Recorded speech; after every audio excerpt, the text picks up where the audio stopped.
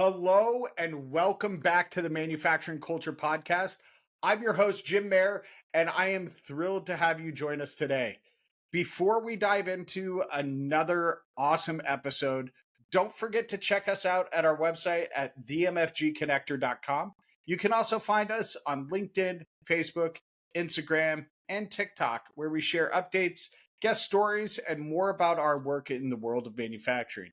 And if you're looking for some next level solutions, be sure to check out our other show, The Manufacturing Connector, over on YouTube.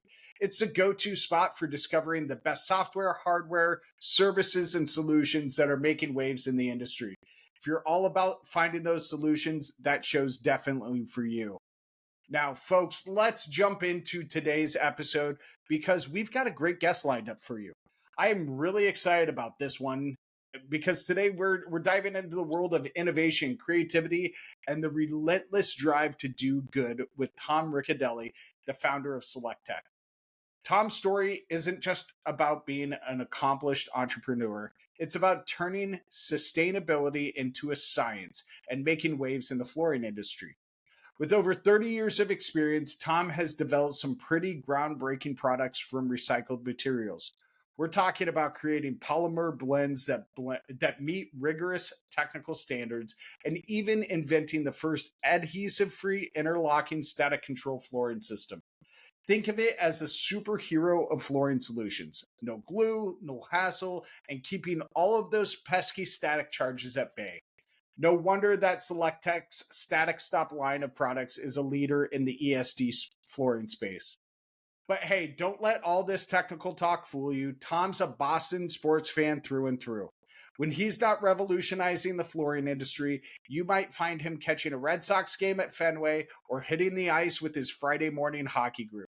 And if he's not on the rink, he's out in the great outdoors, hiking, biking, skiing, kayaking, you name it, Tom's done it. We'll talk about his journey from studying chemical engineering at MIT to building SelectTech from the ground up, and why he believes that blending innovation with sustainability is the future of manufacturing. Plus, we'll dig into what it's like to lead a company that stands by the motto of creating valuable products from recycled materials. So get ready for an inspiring conversation full of passion, resilience, and maybe even a few hockey stories. Stick around because this is going to be one episode you don't want to miss. Hello, Tom Ricciardelli. Welcome to the Manufacturing Culture Podcast. How are you doing today? I'm great, Jim. Thanks for having me today. Thanks for being with us. Tom, we start out every episode with the story straight from our guest's mouth.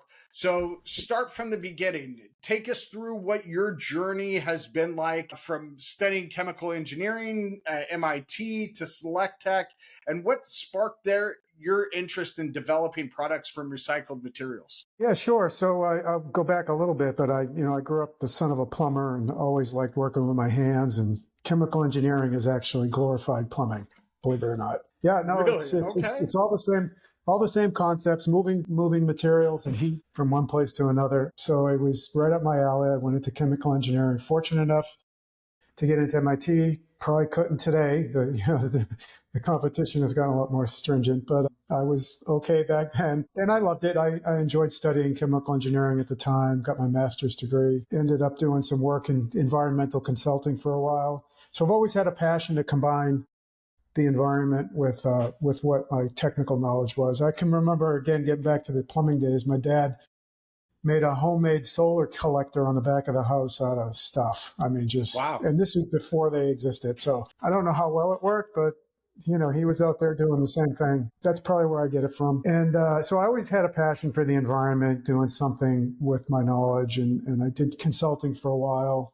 At some point, I decided I needed to get my business degree. So I went back to business school, did those 2 years, and figured I would go to work for a big chemical company in the business group.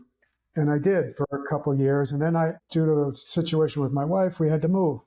We had to move back to Boston, which wasn't tough to accept. But I also had to find a new job. So off we went, and I ended up landing with this startup medical waste company that was trying to recycle materials for medical waste. And Sounds crazy. It probably Yeah. was crazy. But it, you know, of course, I see that job description and I'm like, yeah, sign me up, right? So I joined, and I was a business analyst. That was what I applied for and was hired for. But eventually I had to help build the factory where we actually were able to extract some plastics from medical waste. Wow. It was a pretty interesting process. I learned a ton from it, not just about that process, but the industry. I got to know a lot of people in plastics recycling, really good, you know, mentors, allies along the way. And I'll never forget that the medical waste company didn't seem like it was going to make it. So I decided, you know what, I'll start a company. I love this. And I reached out to some of these people that I had met, and they were like, that's the best news I've ever heard. You want to start a company? I'm like, what?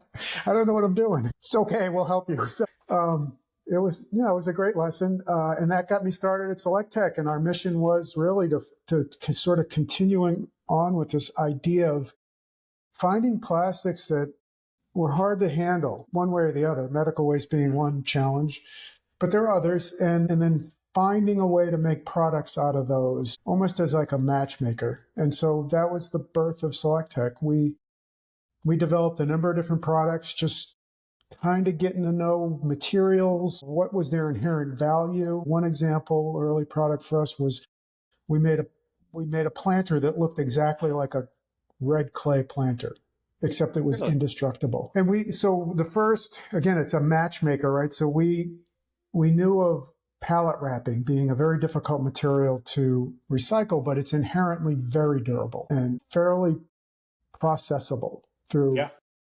plastics processing. So challenges are it's contaminated with dirt. Contamination's not, you know, it's not a nasty word in this case. It just has dirt in it. It's hard to get it out. A conventional reuser of that material would want it pristine, and it's not ever going to be.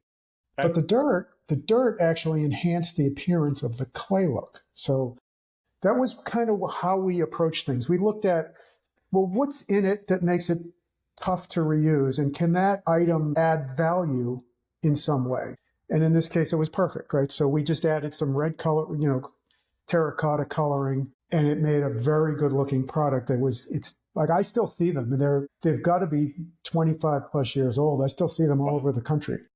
No kidding. Yeah, yeah, I've seen them. You can't even imagine where I've seen them. Hotels, amusement parks. Wow. And I can tell by our specific, we made the shape of it just a little bit different, and I can spot it from a mile away just because I'm sick like that. But so again, that was our philosophy, and we were constantly looking for these, you know, again, these problems that could become value, and then thinking about what could they be made into. And we invented a number of products, and along the way, a DuPont business heard about us, and they had a carpet waste that they were trying to get rid of. I think they had 1 million pounds in storage. They were, in a lot of ways like us, they were committed to dealing with it. So they were like, well, we'll figure it out some way. We'll find an answer. In the meantime, we're going to store it. We're not going to landfill it. I'm like, that was pretty noble. So this guy who was an ex-Green Beret, the DuPont fellow who was our chief allied liaison, whatever, he was just relentless. There was no saying no. And so he was a great ally, right? You meet a person like that, whether you wanted to or not, you were going to be successful. So we originally looked at that material and said, well, we can put it into this lane divider system that we're making. And he's like, no, it's got to be a flooring product. I'm like, well, all right, a little bit more challenging. We'll figure it out. And so we went down the path of looking at options, and we created our interlocking systems with this DuPont business. That's awesome. So I think that carries you through from beginning to sort of middle. Yeah, absolutely. You've accomplished a lot in your career. What were some, you mentioned your dad being an influence, right? And his, you know, solar collector that he built on the back porch there. How did that early stages of your life influence your career, do you think, to this point? I mean, there's, you know, I call it the DIY sickness. In some ways, it's not a skill. I don't know. I always want to do it myself. Just try it, figure it out. And it's my first inclination, whereas some people's first inclination is to call somebody Sure. who's got some experience. Yeah. But I've always, you know, wanted to learn how things worked. And it was that, like, working with my dad, I mean, maybe it's different nowadays with the different technologies, but in plumbing, it was every day was different. And there was always an issue, right? So getting the pipe from here to there, getting the heat to turn on, and you just figured it out. There was never you never had this notion of this isn't doable ever. And again, that's a sickness. You become relentlessly dogged, and sometimes you need to give up. And I don't understand that concept. And again, that's not necessarily a good thing, right? I am definitely on the side of the spectrum that sticks with things too long. I just do. And sometimes that works out. So, plastics recycling has not been sort of the most robust business to be in. There are a lot of people that would have looked at, even to the success we've had, it hasn't been like, oh my gosh, like you might have success in, say, IT or AI or nowadays, right? So I just don't, I just stick with it. I make it work. It's just the way I am. So what then led from, those recycled planters to inventing, very literally, in my understanding, a new category of flooring? Yeah, so our technology that we were hinged on in terms of using the materials that were difficult to use was a unique injection molding process, which gave us the ability to make shapes, three-dimensional shapes, because it's like putting Play-Doh into a form. Most flooring is made with extrusion, where you're just sort of pushing out the sheet product, so it's kind of two-dimensional. But because we had this three-dimensional capability, we asked ourselves, how do we add a feature to a flooring product that makes it more valuable? And to us, the obvious answer, maybe not so obvious, was to make it interlocking. And that eliminates the need to glue it to the floor. Got it. And again, you think about how do you come up with that stuff? And it's not necessarily like, oh my gosh, we were brilliant. It's just all this weird congruence of ideas and thoughts. We want it to be good for the environment. So if you glue something to the floor, even if you could recycle it, you can't, because it's glued to the floor. I mean, how do you get it off? How do you get it off cleanly? Don't glue it to the floor. You never have to worry about that. So I think we're the only company in the world that has a take-back program. We will pay companies to send their flooring back to us when they're done with it. And wow. we'll grind it up and reuse it. So again, all this congruence of, we want it to be really green and recyclable. Just because it's made with recycled content, it's got to be recyclable at the end. And we were sort of purist at it. One of the co-founder, Michael King, was instrumental in setting up some of the recycling state programs in Massachusetts. So, and we got again, being purists, we're like, well, all these companies say their product's recyclable, but there's nowhere to send it, right? So that's not recyclable, even though technically you could recover it, but there's no system for it to get it back to you. So we were like, well, we'll be the system. We're gonna recycle it, and we'll take it back. So again, part of the little things that go together, and that's led us down the path of creating the interlocks, and it wasn't easy. I mean, I think it's just creating an interlock that actually is functional and works great. Yeah, so that's kind of how we got where we're at in terms of this product. Yeah. So starting a business is never easy, Tom. And so what are some of the challenges you faced in those early days with Selectech, and how did you navigate those? Yeah, again, I think a lot of it is just naivety, right? So, being at the medical waste company gave me a lot of confidence. I mean, we were asked to build this factory that had never been built before, doing something that people wouldn't have considered doing, and we did it, right? So I was one of my coworkers, a good friend who was an Annapolis grad, nuclear engineer from the Navy, doesn't know he's like me, right? DIY curse, does all this stuff himself, incredibly capable. So I just kind of learned that, it's possible, right? So do it. We had an advisor, a friend who was the head of the plastics department at UMass Lowell, probably the foremost plastics engineering school in the world. And this guy runs the program, and he'd come to our factory and he'd say, I love coming here because you guys don't understand that you're not supposed to be able to do what you're doing. And that was just kind of the naivety of it. So we would plow down the path, we would look for help, find answers, make it work. We had no idea how to sell things. None. It was, and we'll find partners to help us sell stuff. And we did, DuPont was an example of that. And it was just a matter of okay, what do we need next? Rather than saying, okay, here's the plan to do it. We just said, okay, well, I say, you got to jump in the water. And if you can't swim, you're going to figure out how to swim pretty fast. That's been my attitude. And again, probably from I went to one of the best business schools in the world, and they didn't teach me that, right? So they're like, you got to think through it, be cautious, have a plan. I'm like, plans get in the way. So Absolutely. probably not the best way to do it, but that's how I did it. And so, Tom, what was I mean, environmentalism is a big part of what you do. And was there a moment or issue that led you to this environmental path? I mean, even before you got to the chemical company, even before part of your early career, was there something growing up that led you to environmentalism and sustainability? I don't know. I mean, again, I told you the story about my dad with the solar thing, and I think it was in the 70s, right? It was an issue, but I think it was more of an issue than people doing things with it, right? Because there wasn't really a lot you could do technically. But there were the ads on TV about us polluting the environment. I mean, you think about where we are today, global warming and CO2 emissions and all that, but Yeah. it wasn't even close to that back then. Yet there was this notion, and for some reason, it just stuck with me, and I felt it was something that I wanted to do. Yeah. I love it. So you've developed a lot of groundbreaking products and patented them and all of that kind of fun stuff.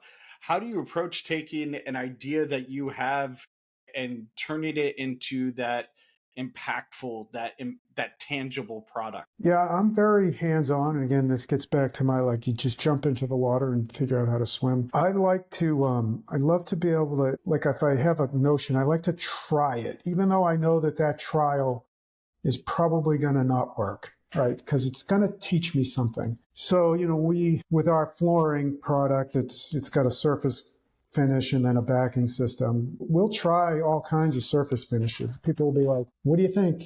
Can it work in your product? I don't know. We'll try it. We'll see what happens, right? So you put it in and you see what happens. And then from there, you draw conclusions and you find, okay, what's next? What's next? That didn't work. I almost sort of embraced that first failure. That's what tells you a lot about what can work, right? Sure. Seeing what doesn't work. I mean, I think, there's probably been misquoted many times, but Thomas Edison apparently tried 10,000 different things to make a light bulb until he hit on the one that worked. And they would say, wasn't that disappointing? He's like, no, I learned a lot of ways not to make a light bulb. Yeah, Right? exactly. Yeah. They won't work. I don't want to try 10,000 things. I think he's probably was more dogged than I am. But, to me, it's see what happens. And then from there, go. And whereas, again, it gets back to that whole mentality. And it's, again, probably not a great thing, but I don't necessarily start with this master plan. I have a concept and I just want to see what happens. And then from there, I can go. Got it. So we're talking on the Manufacturing Culture podcast. So, Tom, what does culture mean to you? Culture can mean a lot of things to different people. So, how do you define company culture, and what do you do to foster a positive and engaging environment for the employees and the folks at Select Tech? Yeah, like you talk about positive culture. I've always believed in this idea that, you can do anything. Whether that's really true or not is another story. But, there's almost like no problem that's insurmountable at some level, right? Yeah. And then when you're dealing with business, it's like you really aren't any problems that are insurmountable. I mean, because it's all little stuff, really. I mean, and you get thrown challenges, you get whatever it might be. And I never panic. I really don't. It was funny. This is a little bit of a side story, but I was at a conference a couple weeks ago, and I was scheduled to speak, and I had it wrong in my calendar. I thought I was speaking the following day. So I was like, it was the day before, I thought, and thought I had a couple hours. I'm going up to my hotel room. I'm going to take a nap, right? I'm 61 years old. I take naps, right? So I get my phone goes off, and it's a friend from the conference. He's like, "Where are you, dude?" I'm like, "What do you mean? You're up." And I can specifically, this is like one of a weird thing to me, but I can specifically recall in my head saying, "You're not going to panic. You have to go right now. No panic." Because even that would have normally cause me to panic. I can, like, it was a voice in my head saying, panic is not an option. Put on Yeah. your shirt, get down to that conference room and deliver that speech. And it went off great. So it's kind of what I bring to it. And I try to, getting back to your question, I just try to be that person in the room that doesn't panic. And people comment on it, and I know when, like, if I'm traveling, it's weird, and I guess I haven't done a great job of imparting it, because when I'm not around, there's a little bit more panic, but I know when I am around, Yeah. I don't know. I mean, I guess at some point I would panic, but most things, I mean, it's like you always, someone once said, you always have your plan B, and see, I don't have a plan B, but I know there's one there. Something comes at you and you think, all right, there's a solution to this somewhere out there. I just have to think about it. And there's probably a couple different options, and then we'll figure out which one might help, and then we'll go down that path and see where it goes from there. Yeah.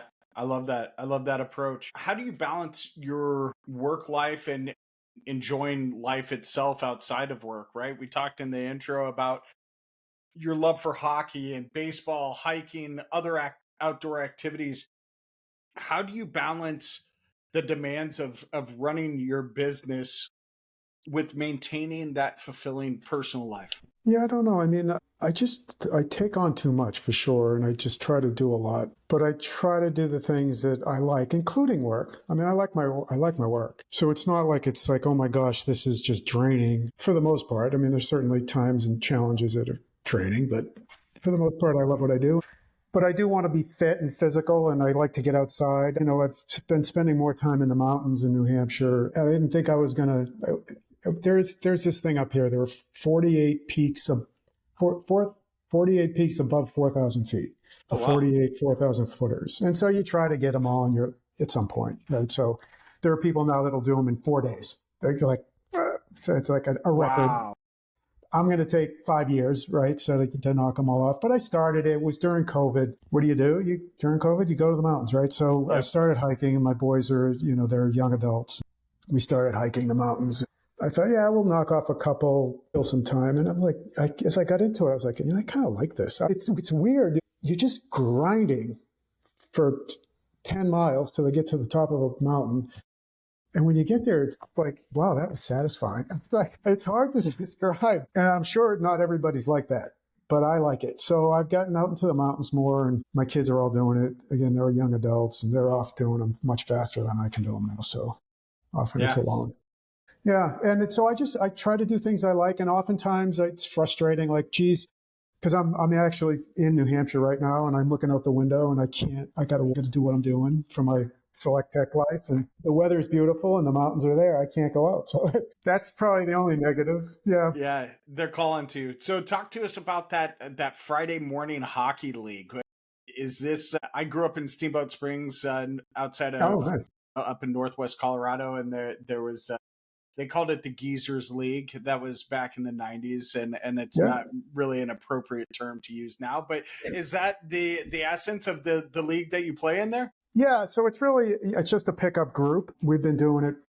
I'm trying to, one of us is trying to figure out what the original day was, or at least year. Probably 25 years more. Wow. So we weren't geezers when we started. No.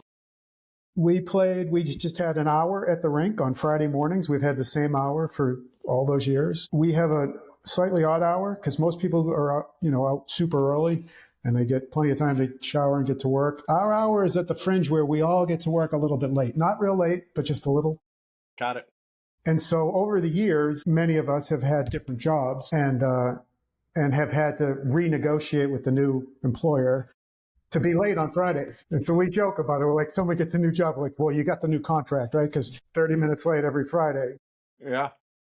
And it's a great group. I mean, we've become awesome friends. And it's just pickup, right? So we're not in a league. We're not keeping score. We just, did you sweat? Great. You get a good workout. It's great physical exercise. I've gotten into the studying what keeps you healthy, that kind of thing. And, they say, you need to have one good hit exercise every week. And well, that's hockey. I mean, it's got it all. You're out there for 60 minutes and, you've covered all the bases you need to cover for that one workout. So Well, yeah, it's not like you're doing line shifts and stuff like that, I imagine, right? You're out there when you're on the ice, you're on the ice. Yeah, like it's funny because we'll have, it depends on who shows up. There are, we all have job commitments and sometimes it gets in the way. So we might have 10 people for the day. And so we play 5-on-5. There's no substitutes. We might have 12 people. So then we have one person that rotates on each side on the bench. And it just sometimes we'll have 15. Usually you're on the ice most of the time. Yeah. Yeah. And you learn how to pace yourself and you're not going, yeah, I mean, we're not professionals, right? So, if somebody falls down, we all stop. It's like, okay, something's wrong. So we got to make sure everybody's okay. Absolutely. Take a knee, right? Yeah. Awesome. Tom, what advice would you give to aspiring entrepreneurs in this space, right? You've been successful in building your business, and what advice would you give to that someone who's just starting out who wants to make a difference? Yeah, so I would say do a little more planning than I've done. I just, I've been fortunate to get where I've gotten, maybe through some luck. But the one thing I do is I mentor at MIT entrepreneurs. I'm in a group and we group mentor. So none of us individually can really screw anybody up. So if one of us says something stupid, the other say, hey, that's probably not a good idea. So I've learned a lot from that, but I've learned that one of the things I think I bring to the table is a sense of confidence that, like, you meet people, you can be successful with a bad idea, right? Or you could be unsuccessful with a great idea. And I think a lot of it has to do with your belief that you can. I think it was Henry Ford that said, whether you think you can or think you can't, you're most likely right. And I believe in that. You set your mind to something, and again, it gets back to that doggedness. If you set your mind to something, even if it's a terrible idea, you're probably going to get there, right? Good, bad, or indifferent. So, having confidence and reaching out for help. One of the things I've learned through the mentoring program is, and most of the other mentors are much more successful than I am, right? So these are people you might know and have heard of. And it's humbling to be part of that, but they are encouraging and they can help keep you on the right track. So seeking help, like a lot of people are afraid. They're like, oh, they're going to think it's a stupid idea. They're going to criticize me. That's generally not what happens. People like to be helpful. Yeah. And you'd be surprised. That's been my experience. Every person I've reached out to, pretty much without fail, has helped me. That's awesome. Yeah, it's unbelievable. And I think you do have to be passionate. So you come up with an idea. You probably want to do some planning about, basic business plan. And then just kind of go for it and see where it brings you. I mean, especially if you're young, I see this when we mentor, we get a lot of young people. You can't really fail. I mean, what's going to happen? You're not going to, you got your whole life in front of you. And the worst thing that's going to happen is you're going to learn another way not to make a light bulb, right? I mean, and then that didn't work. Now I know that. Right. And so then you try something else. And I think there's been a lot of it, these studies on entrepreneurship and that sort of thing. And I think there's some metric about, like, most successful entrepreneurs have had failures. There's like some statistic, like if you've failed twice, you're more likely to succeed the third time or something like that. So yeah, you can't be afraid to fail, especially when you're young. I mean, as you get older, there's consequences, but really what could happen? Yeah. And this is something I learned from one of our original investors. This guy, John Hodgman, was one of the founders of venture capital in Massachusetts. And back in those days, many, many years ago, it was all about economic development. It wasn't venture capital as we know it today, like where it's just like this science of cut and run and it was not that.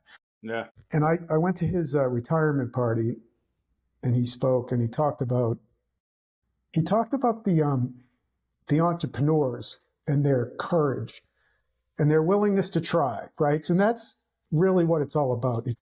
It's not about necessarily being successful. Yeah, so it's it's a good way to think, I think. I mean, at some point you want to be successful. You don't want to do it and fail, but failing is not the end of the day, and it is definitely, you learn a boatload from it. And I think a lot of the successful entrepreneurs have failed, right? It's not about, it's picking yourself up and going to the next thing. Absolutely. So along those lines, what has been your proudest accomplishment so far? My 3 boys, I mean, my wife. I love it. In fact, I mean, talk about entrepreneurship during COVID. My wife and I we built and sold ski condos, not a lot. And it was just really to get the kids through college. And during COVID, we were like between projects. We call them projects. I'm like, what's next? And so my middle son was in commercial real estate, said, well, let me look for something. He comes up with this small resort in northern New Hampshire. And he brings it to the table at dinner. Like back in COVID, you just live, you eat, you sleep, you do everything in one structure. So he comes to the dinner table with this thing, and I'm like, that's not a thing. What are you talking about?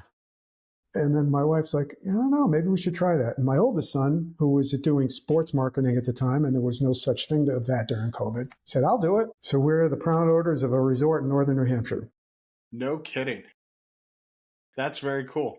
And it's nice because it's a family venture now. It can be stressful, but it's a very fulfilling lifestyle if you can make it work. It can be stressful, but you're outdoors all the time. It's hiking, biking, skiing in the winter. We have 26 miles of cross-country trails that we maintain. We're adjacent to a pretty nice mountain biking network. We have horseback riding on site we manage. So it's a lot. But again, it keeps us together as a family. My son, he's an owner of the business, and I've enjoyed that.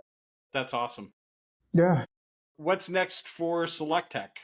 If you had to look 5 to 10 years, I know you're kind of like, I just take what comes at me kind of a guy. Yeah. But if you look 5 to 10 years out, what's next for Select Tech? What's next, products, markets, innovations that you're excited about? So we're trying to really grow the static control side of our business, given how good we are at it. I've just recently chaired a committee at the ESD Association on how you identify risks and manage them in a healthcare setting. So it's very out of the ordinary. The traditional areas where you would control static electricity is in electronics manufacturing, but the healthcare environment has developed in a way where static is actually an issue. Okay. And it can be controlled. The control mechanisms are slightly different than you'd use in an electronics manufacturing environment. But I chaired the committee that we just published this guidance document in May. I see it as a sort of the next frontier from a business perspective. And again, there's lots you can do to help make the whole patient care experience much better. And so, people might not perceive that, but this guidance document does a good job explaining the risks, how they're developed in that environment, and what you can do about them. So, it's funny, we published a document in May, and I'm seeing a lot of other big flooring companies start to take interest in it. Interesting. Which means I think it's something. Yeah. I think we can have, Select Tech can have a big part in that, And so that's kind of what's on our horizon. That's amazing. I love it. Tom, last question I ask all my guests. What haven't I asked you that you'd like to share? Boy, you've kind of tapped me dry. I've really enjoyed the conversation. I really particularly like talking about mentoring kids. It's something I really enjoy doing. Not that I know everything. It's just I really like interacting in that regard. And I love the team mentoring approach because I can't make too many bad mistakes with people. Yeah, no, but I've had a good life. I can't complain. It's just balancing it all. You asked me that question. It just doesn't seem to be enough time. So I do have friends that are retiring, and I can't see that. Can't ever even imagine that. But I also am getting to the point where I don't have enough time to do all the things I want to do. So I have to figure that out. Got it. Well, Tom, I really appreciate you joining me today. Thank you very much for sharing your story and talking about Select Tech. I love this ranch or this resort that you have in northern New Hampshire. I now know where I'm going to try and plan my next family vacation. So be warned that I will be reaching out to you on how I book a spot. Yeah. That'd be amazing. Folks, that's a wrap on today's conversation, and it was awesome. It was packed with inspiring stories from Tom's story or from his journey, from his early days at MIT to creating Select Tech and the innovative products, planters and flooring. What really stuck with me was how he turned his vision into a reality. And to me, that's amazing. His passion for blending innovation with sustainability is clear that his drive for creating solutions goes beyond business, and he's all about creating a difference in our world. So thank you, Tom, again for sharing your journey, and thank you, our listeners, for tuning in. If you enjoyed today's episode, be sure to check out our website at themanufacturingconnector.com. That's themfgconnector.com for more episodes, updates, and resources. You can also connect with us on LinkedIn, Facebook, and Instagram to keep the conversation going. And don't forget to check out our other show, The Manufacturing Connector, on YouTube.